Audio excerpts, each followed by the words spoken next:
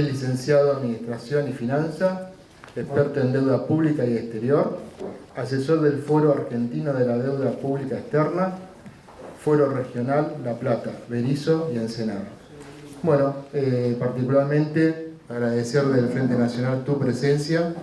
A nosotros nos pone orgullosos contar con la presencia de todos ustedes. Y desde ya le vamos a dar un fuerte abrazo porque un día sábado dejó cosas personales para estar con nosotros, así que agradecer tu presencia.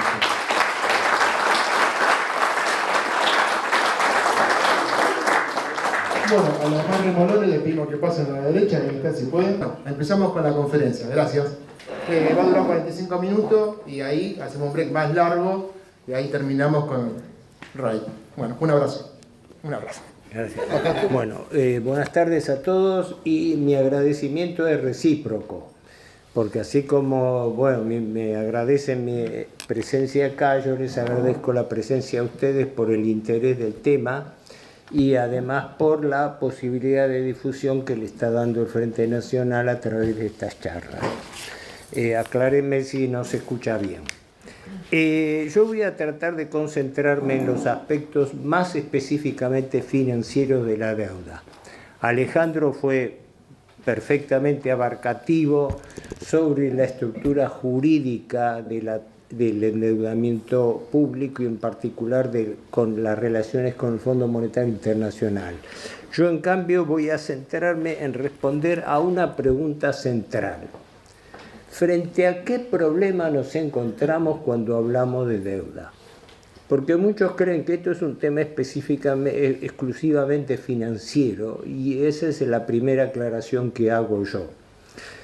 Un viejo proverbio medieval dice que el éxito más grande del demonio es habernos hecho creer que no existe. Y yo eso se lo aplico siempre a la deuda diciendo que en la Argentina todo lo verdaderamente importante es secreto y la deuda, que es lo más importante, es lo más secreto. Por ende, vamos a tratar de un tema que es secreto, que no se informa, que los gobiernos no suministran información. Hoy en día se cacarea continuamente con respecto a la libertad de expresión, al acceso a la información periodística. Sí, eso puede ser válido en gran medida para la prensa a sueldo, que es parte del sistema. Pero para el ciudadano corriente, y me consta en lo personal, porque yo he hecho reclamo ante la Defensoría del Pueblo frustrada por ese motivo, soy muy escéptico. Pero para no darle muchas vueltas, una brevísima introducción. Los que me lo han escuchado muchas veces les pido que me disculpen, pero por lo menos les sirve como recordatorios. Los que lo escuchan por primera vez es mi respeto hacia ellos, ¿no? Tres conceptos preliminares para entender lo que voy a decir a continuación. El primero y principal es que la deuda es un condicionante total y absoluto de todo lo que ocurre en la Argentina en materia económica, financiera y política. Y consecuentemente, quien no entiende esto no entiende en qué país está viviendo y en qué mundo vive. Son observaciones mías, desde ya las pueden compartir o no, pero les explico cuáles son las premisas de las cuales yo parto, ¿no? Siempre se dice muchas veces que para establecer un buen diagnóstico y de ahí proponer buenas medidas es necesario contar con justamente buenos elementos de diagnóstico. Y yo digo que si no hay un previo correcto planteo de la situación, no sirve ningún diagnóstico. Y vivimos en un país donde sobran los diagnósticos, pero no hay planteos. Entonces lo que quiero yo atacar primero es el planteo antes que el diagnóstico. Perdón que di vuelta a esto. Los tres condicionantes para comprensión del tema que voy a hablar para mí son: primero, la deuda como condicionante total.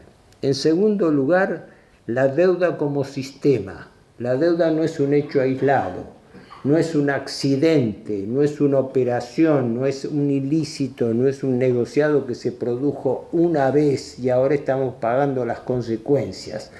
No, la deuda es un sistema viviente que rige y va a seguir rigiendo por la eternidad porque está concebida sobre la base de un esquema que es un esquema de trampa de endeudamiento perpetuo. ¿Por qué? Porque siendo la deuda un sistema, quiere decir, conceptualmente, que no es un hecho aislado, es un conjunto de partes ensambladas con un objetivo, con un destino común.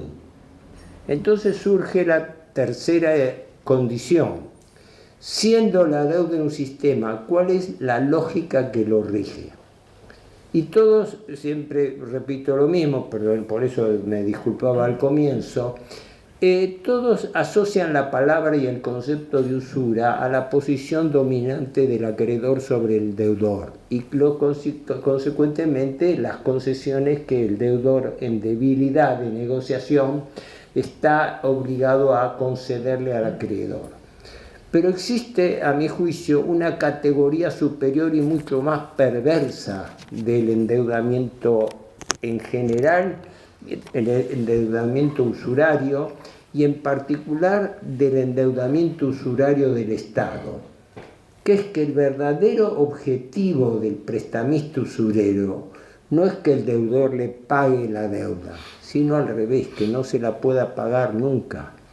Porque el negocio del usurero es vivir permanentemente con el diezmo laico que significa el pago de los intereses de la deuda. En este momento, cifras oficiales, las bajé ayer, no sé si las habrás visto vos, el Ministerio de Economía, conste, me baso en cifras oficiales, si son mías las aclaro, ¿no? Ayer el Ministerio de Economía bajó la última información informal sobre el stock de deuda pública del Estado central, que da 471.000 millones de dólares. Eso, según como se calcule, equivale al 130% del Producto Bruto del país. El Producto Bruto es todo lo que un país elabora, fabrica, produce de riqueza en un año. Así que tenemos una deuda perfectamente impagable, que equivale a más del Producto Bruto de la nación argentina. Hoy en día se discute en los números, fíjense ustedes lo siguiente, en los números se habla siempre de porcentaje del PBI, no porque el importe de los jubilados va a representar un 0,4% del PBI. Entonces le dicen las cosas a la gente a propósito para que nadie entienda nada, porque están hablando de un porcentaje de PBI sobre un PBI que nadie pone la mano al fuego para decir cuánto es. De las estimaciones que se deducen del presupuesto, da que se trabaja a nivel oficial con un PBI que puede equivaler entre 500 y 600 mil millones de pesos. Y por ende, según el tipo de cambio de conversión que se tome, el PBI tendría que estar en unos 450 mil. Bueno, según cifras oficiales, informe oficial, que lo tengo acá, ¿no? Informe oficial trimestral del Poder Ejecutivo, ¿no? Establece que a julio de este año el PBI de la Administración Central era el 130% del equivalente, ¿no? No es lo mismo, equivalente al 130% del PBI, para que se tenga idea de la magnitud. Ahora bien, esta deuda de 471 mil millones de dólares tiene vencimientos. Ayer me quedé hasta la 1 de la mañana bajando información que estoy leyendo del presupuesto y para dar una cifra aproximada, el presupuesto del año próximo, ¿no? El presupuesto del año 2025 da, fíjense ustedes, datos oficiales, que el año que viene vencen al país de esos 471, vencen 131 mil millones de dólares. SIC. O sea, el año que viene tendríamos que pagar una cuarta parte o más de la deuda total. Una proporción equivalente se establece hoy y se viene produciendo todos los años, porque este sistema de deuda impagable es un sistema que rige en la Argentina desde hace 50 años. Desde hace 50 años que la Argentina vive metido en esta trampa de deuda perpetua. Cuando el gobierno militar derroca al gobierno de Isabel Perón, la deuda externa argentina era de unos 8.500 a 9.000 millones de dólares, de los cuales 5.300 eran deuda pública y el complemento, los 3.500, 4.000 restantes eran deuda externa privada. 9.000 millones de dólares, original, está bien, pasaron 50 años, ¿no? Y el valor del dólar también se modificó. Pero de 9.000 millones, hoy debemos 471.000 millones de dólares. Y la deuda sigue creciendo. El año que viene, según el presupuesto que acaba de mandar el presidente Milei, nos vencen 131.000 millones de dólares, como todos los años. El año que pasó, el último año del gobierno Fernández, la deuda era 101.000 millones de dólares. ¿Saben ustedes cuánto se paga en devolución por ese capital prestado que vence ese año? 0 centavos. La Argentina no paga 1 centavo de capital. Bono, deuda que vence, no se paga, se renueva. Se retira el bono viejo y se entrega un bono nuevo. Lógicamente que si yo refinancio una deuda que no puedo pagar, no la voy a refinanciar en mejores condiciones que la anterior, por más que nos vendan el verso de que las condiciones fueron mejoradas o no. Entonces quiere decir que la deuda no figura como gasto operativo del presupuesto. La deuda, a los fines del cálculo presupuestario, es como si no existiera, porque se computa una cifra que no se va a pagar. ¿Me explico? Si hay alguna duda, por favor, pregúntenmelo porque para no hacernos lío. Yo tengo una deuda impagable. Esa deuda tiene vencimientos monstruosos todos los años. No puedo pagar 1 centavo, porque no tengo $1 partido por la mitad. No tengo plata ni siquiera para pagar los intereses de esa deuda, que esos sí se pagan, pero no me alcanza para pagar los intereses. Y entonces, ese dinero se refinancia todos los años y además se toma nueva deuda. Ejemplo.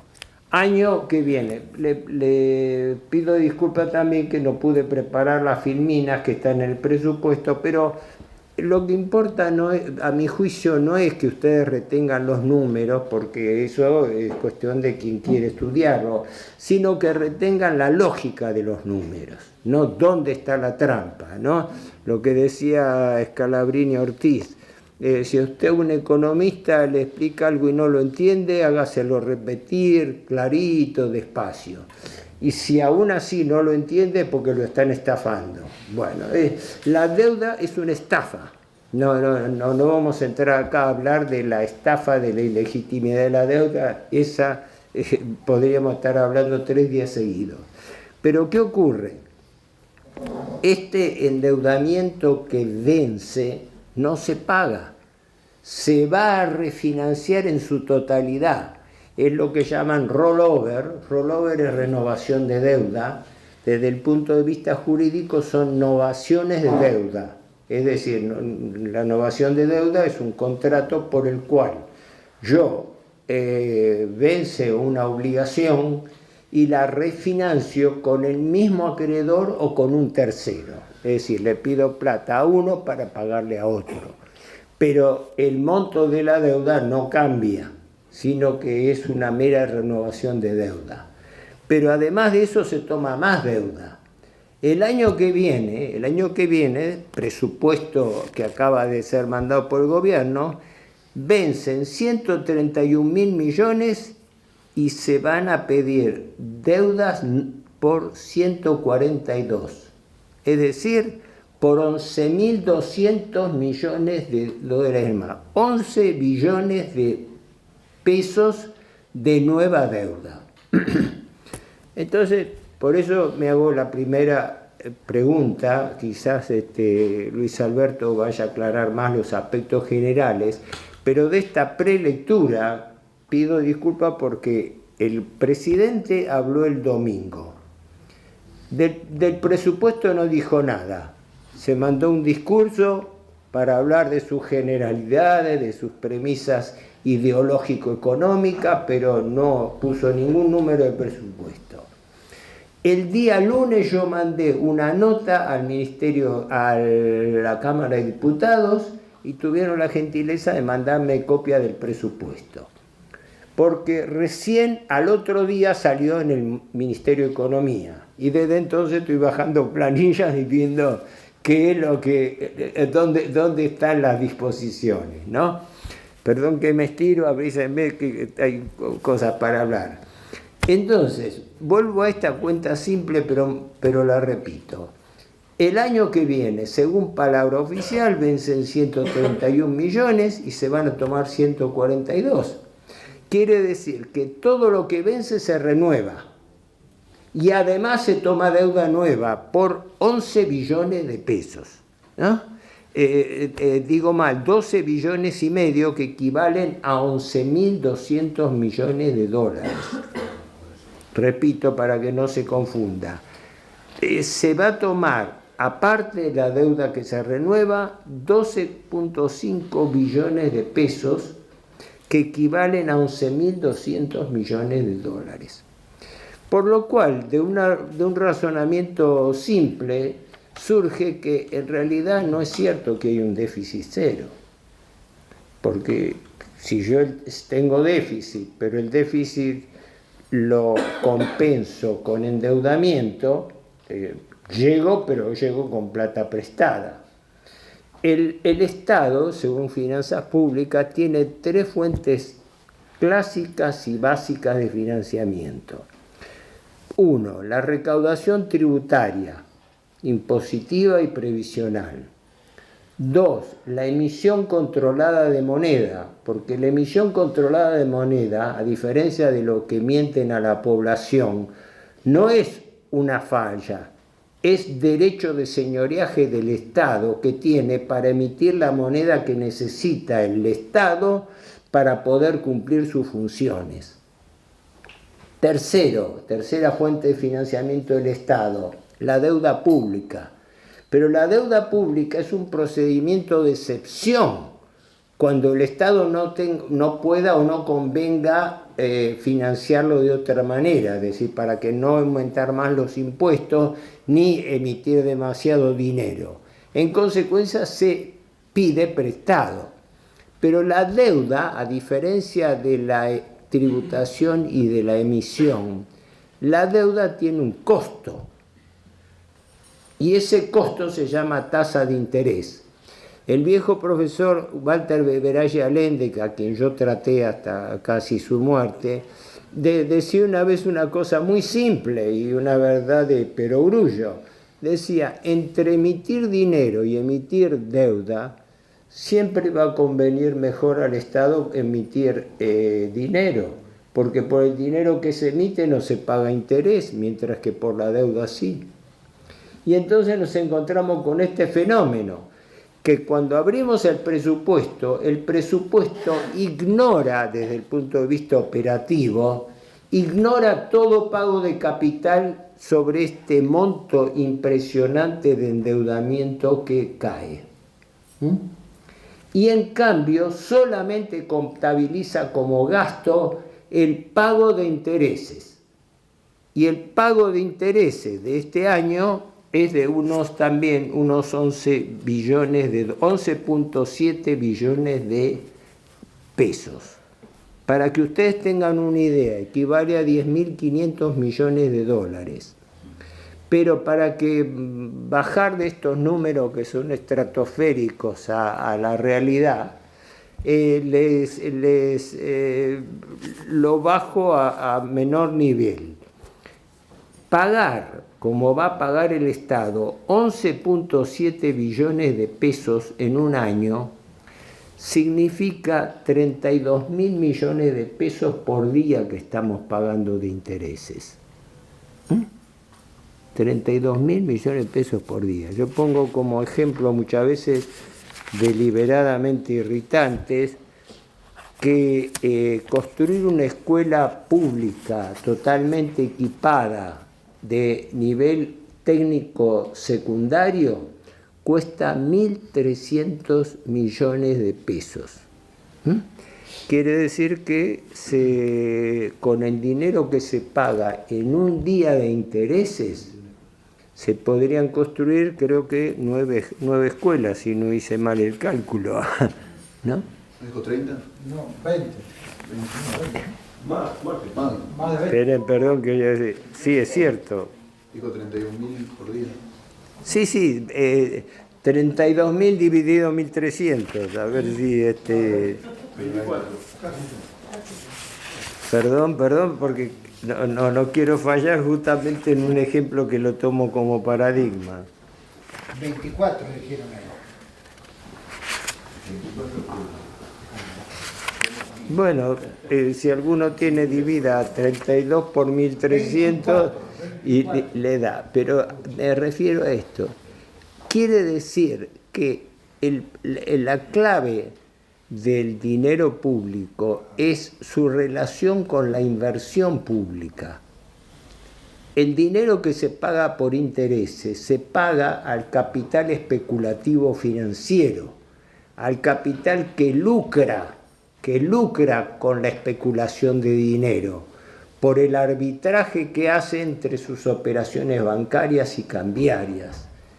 En cambio, el dinero que tiene que aplicar el Estado, si lo aplica debidamente, lógicamente, no si es un Estado corrompido que lo utiliza para la prebenda, ese dinero es el que hace crecer al país.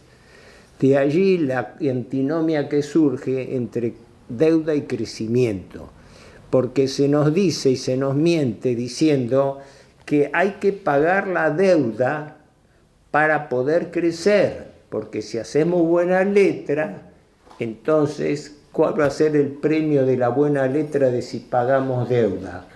Vamos a poder volver al mercado internacional de capitales. ¿Para qué? Para tomar más deuda externa, que es el objetivo del Fondo Monetario Internacional. Expreso, esto no lo digo yo, esto lo dice está el Fondo Monetario, lo ponen todos los informes, ponen lo mismo. La Argentina cumpliendo las metas fiscales trimestrales que se han pactado en el acuerdo que viene de Macri y que fue ratificado íntegramente por ley del Congreso por el gobierno Fernández Massa, ¿no? El dinero que le prestó el Fondo Monetario Internacional al presidente Macri, todavía lo estamos pagando nosotros y le estamos pagando intereses, no capital.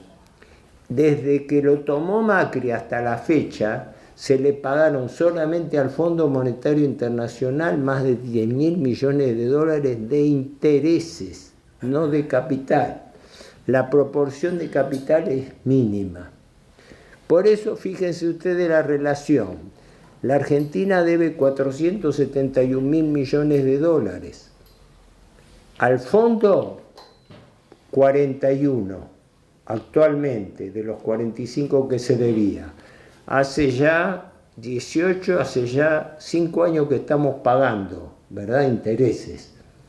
La deuda que nos prestó el fondo para hacer el salvataje al gobierno Macri, No nos olvidemos que el presidente Macri vivía diciendo que iba a haber una lluvia de dólares, que la situación argentina andaba bien, que lo peor había pasado, pero resulta que salió de la noche a la mañana a pedir un auxilio récord de 57.000 millones de dólares, de los cuales el fondo le llegó a prestar 45, ¿para qué? Al solo efecto de que sobreviva el gobierno Macri para poder completar su mandato, pasándole la cuenta de pago al gobierno siguiente. Yo no tengo ninguna simpatía por lo que hizo el gobierno kirchnerista, porque el gobierno kirchnerista le convalidó todo lo que hizo Macri. Así que desde el punto de vista es corresponsable de la misma corrupción. Pero fíjense ustedes la lógica. Yo para salvar mi gobierno le pido un préstamo de emergencia al Fondo Monetario. Y el préstamo al Fondo Monetario le paso la cuenta al gobierno que viene. Como el gobierno que viene no lo va a poder pagar, esa deuda se transforma en deuda perpetua. Porque el concepto de deuda perpetua que yo muchas veces hablo es muy simple. Cuando uno contrae una obligación, una persona, una familia o el Estado, contrae una obligación sin capacidad de pago, eso quiere decir que ese país, esa persona, está inexorablemente obligada a tener que refinanciar la deuda a su vencimiento. Es lo mismo que si yo firmo un pagaré, pero no tengo ni la más miserable capacidad de poder pagar ese pagaré. Entonces, ¿qué me espera a mí el año que viene cuando vence el pagaré? Que tengo que esperar renovarlo. Y así sucesivamente. Y esto ocurre en la Argentina y ocurre en el mundo, ¿no? Me parece importante esto señalarlo porque esto ya está convalidado en el presupuesto que acaba de ser emitido ahora, con una aclaración muy importante que yo vengo haciendo en Tele-V1 con Juan Manuel Soaje en reportajes, que es que hay algo que parece que se les escapó a todo el mundo. Aparece un presidente ultraliberal y lo primero que hace es gobernar sin presupuesto oficial de la nación, porque nadie aprobó el presupuesto 2024.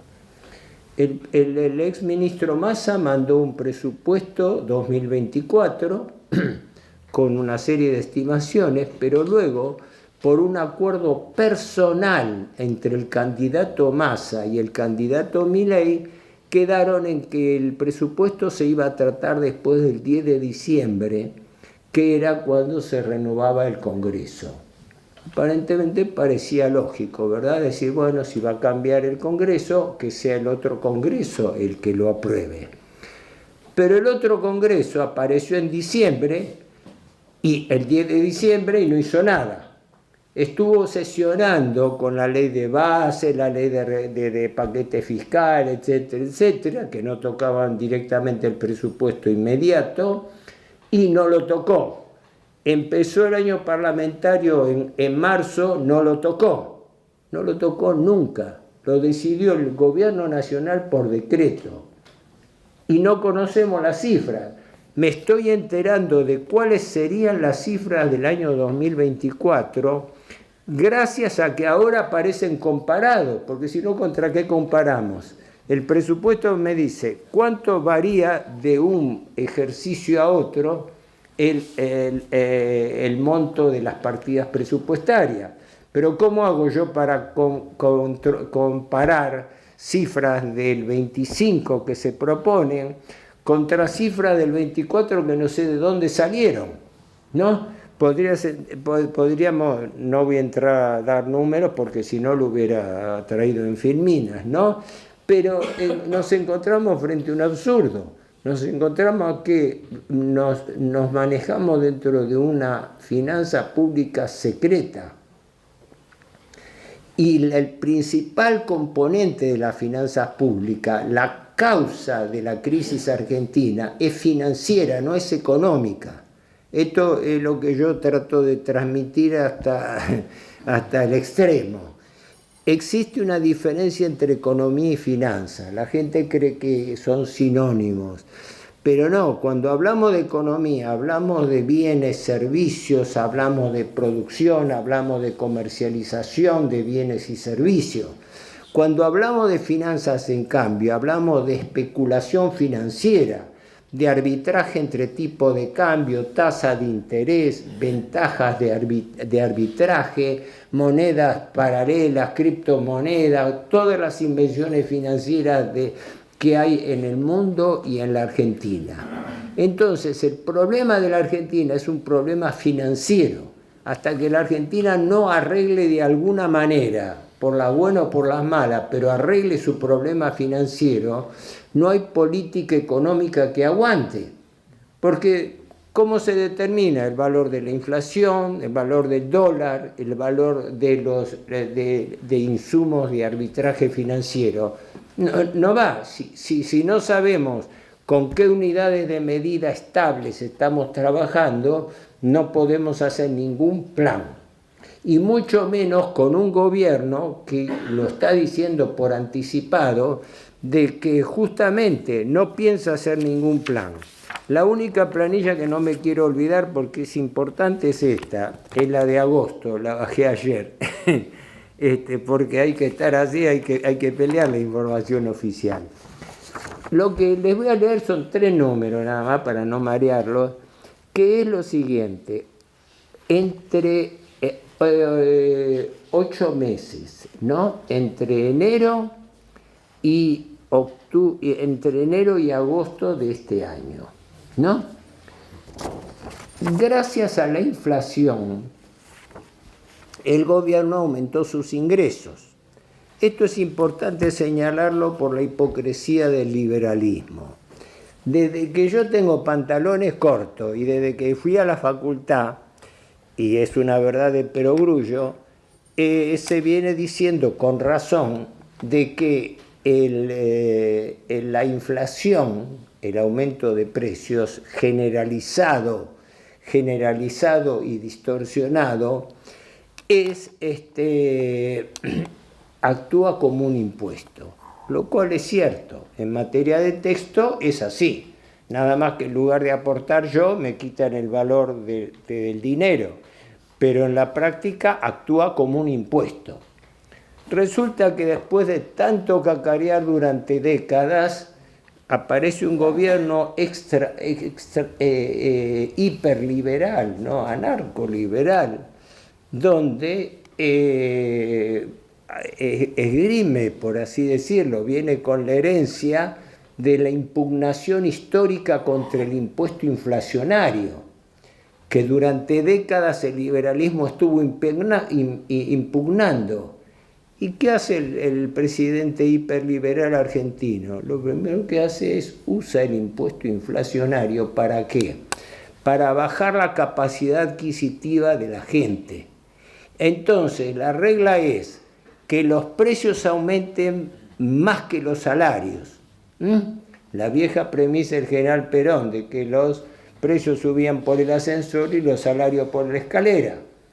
Y de esa manera se benefician los especuladores concentrados de la economía, que a discreción se benefician remarcando precios sistemáticamente, y se beneficia el Estado, porque cuanta más inflación hay, más recauda el Estado. Datos a la vista. En lo que va de estos 8 meses, los ingresos del Estado, gracias a la inflación, más que a la eficiencia de la recaudación, aumentaron 243%. Quiere decir que el Estado salió parado, ¿verdad? O sea, a mí la inflación no me afectó. Aumentan los precios. ¡Qué lástima para la población! Pero yo recaudo más de IVA, yo recaudo más de ganancia, recauda más de impuesto al cheque, etc. El gobierno no se perjudica, el gobierno aumentó sus ingresos en 8 meses de este año de gestión Milei, habría que sumarle diciembre todavía, ¿no?, en 243%. Muy bien. ¿Y cuánto aumentaron los gastos? Porque el gobierno vino con la motosierra de los gastos y con la inflación a licuar el ingreso de la gente. La licuación, como ustedes saben, es el proceso por el cual, al aumentar más los precios que los salarios, es como la arena de la mano, como el agua, se va licuando, se va derritiendo, la capacidad adquisitiva de la gente baja. ¿Cuánto aumentaron los gastos? Los gastos aumentaron 160%. O sea, la recaudación del Estado, que se jacta de lograr el superávit fiscal, aumentó 243. Los recursos aumentaron 159. Unos 80 puntos de diferencia menos. O sea, el Estado, con la trampa de la inflación inducida, porque no fue una hiperinflación heredada, fue una hiperinflación provocada. Cuando asume Milei en diciembre, lo que hace Milei es carta blanca para las remarcaciones salvajes, que es lo que hicieron todos los grandes formadores de precios. Eso sí lo hicieron. No, carta blanca para el traslado a precios de la devaluación que hace el gobierno.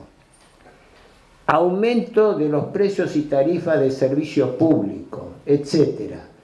Con eso aumentan los costos de toda la población en favor del Estado, que recauda más, y en perjuicio de la población civil, que es lo que estamos pagando.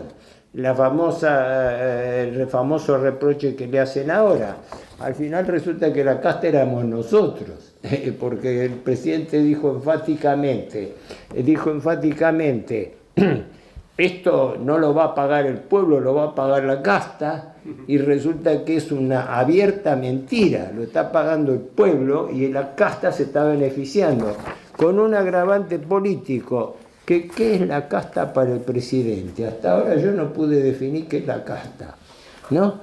Porque la casta, ustedes saben que etimológicamente se identifica con la idea de estirpe, raza, origen común.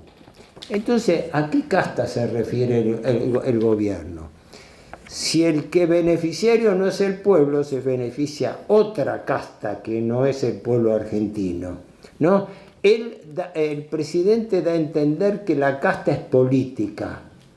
No habla nunca una palabra de la casta financiera, que es la que manda sobre la casta política, ¿no? De eso se abstiene. Él tira el concepto así, equívoco, la casta en general, y bueno, los que no entienden nada lo aplauden, lógicamente.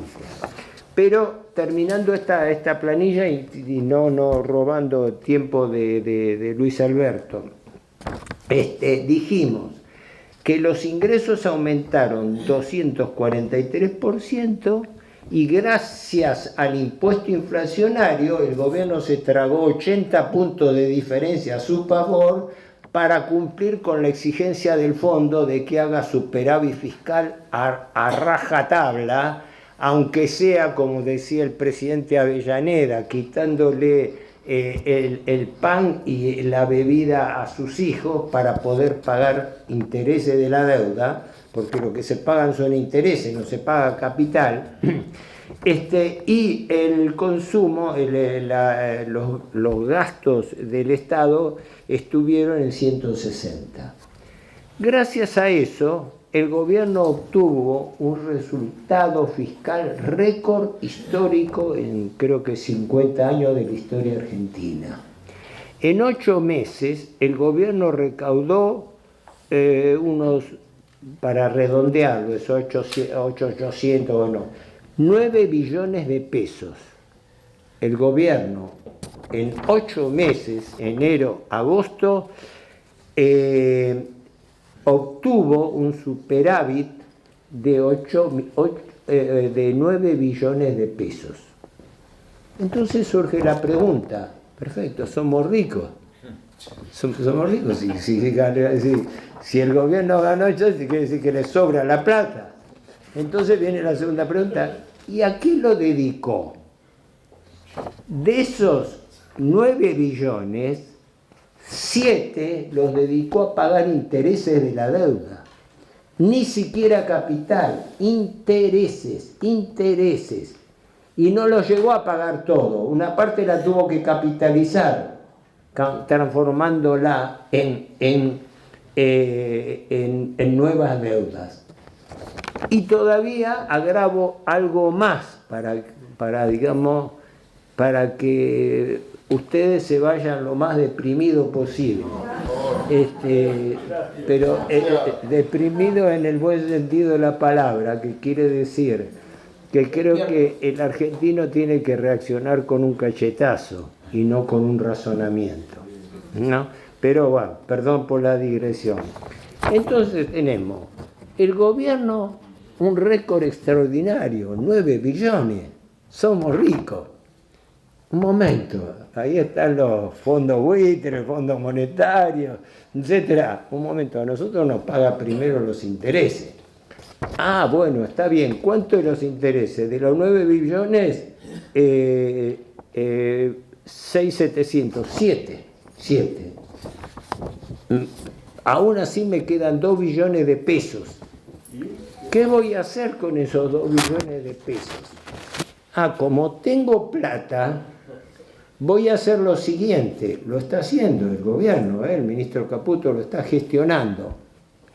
Con la mayor parte de esos 2 billones de pesos, voy a comprar 1.500 millones de dólares al mercado. Y esos 1.500 millones de dólares al mercado lo voy a transferir al BONI, que es el Bank of New York, el banco que maneja intereses directos de Wall Street, lógicamente, ¿no? ¿Para qué? Para dejarlo depositado hoy, septiembre, hasta enero, inmovilizado en los bancos de Nueva York, para garantizarle a los fondos buitre que entraron desde Macri hasta la fecha, que la Argentina le va a cumplir a rajatabla el pago de los intereses que le vencen al país en enero del año que viene. ¿Me explico lo que estoy diciendo? Hago el ajuste para pagar intereses. Lo que no pagamos ahora, lo ahorramos, entre comillas, para pagarlo en enero. O sea, de acá a enero tenemos el dinero inmovilizado. ¿Para qué? Para hacer buena letra frente a los acreedores, para que los acreedores entonces vean que la Argentina tiene buena letra, y entonces si la Argentina hace buena letra, lo van a premiar. ¿Y cómo lo van a premiar? Permitiéndole que la Argentina vuelva a los mercados internacionales de capitales a pedir más deuda externa. Así es como cierran las cuentas. Estas son las cuentas del presidente Milei y su clase. Si estoy vencido, redondeo solamente, me quedan muchas cosas para decir, bueno, sacrifiqué muchas, pero quería darle a esta charla un carácter de divulgación, porque soy consciente de que la gente no está informada, se cacarea acerca del acceso a la información. Es mentira, no hay ningún acceso a la información. Vaya usted a preguntarle quiénes son los acreedores de nuestro país. La Argentina debe 471.000 millones de dólares. ¿Quiénes son nuestros acreedores? Salvo los grandes números de los organismos internacionales, la Argentina, en acuerdo con los acreedores, la Argentina mantiene en secreto la identidad de nuestros acreedores. No sabemos a quién le debemos, lo mismo que no sabíamos a quién le debemos del Banco Central, que le traspasó la deuda al Tesoro. En lo que va de enero a agosto de este año, el gobierno ya se ha aumentado la deuda en 87.000 millones de dólares más. Por eso estamos en 471. Y este es, para ir redondeando y no abrumarlos más, esta es lo que yo llamo el trasfondo de la relación entre la deuda y la crisis político-institucional del Estado. El Estado, forzado a la quiebra, a la servidumbre financiera irreversible, es decir, a la trampa de deuda perpetua, que es en realidad un neomenemismo. Es el neomenemismo de los 80 a la enésima potencia. ¿Para qué? Para instaurar, junto con el retraso cambiario, una nueva convertibilidad que acerque el valor del peso artificialmente al valor del dólar. Y en consecuencia, los acreedores tengan mayor garantía de cobrar porque el dólar retrasado le permite al gobierno comprar más dólares que van a ser usados para pagar más intereses de la deuda. Y si yo pago más intereses de la deuda, me van a premiar dándome más deuda para que yo pague más intereses. Y con eso retraiga la economía productiva del país. Perdón si los abrumé demasiado con lo que intenté dar de explicaciones. Si estamos en el tiempo, les agradezco la atención y les pido disculpas por la depresión que les queda a ustedes.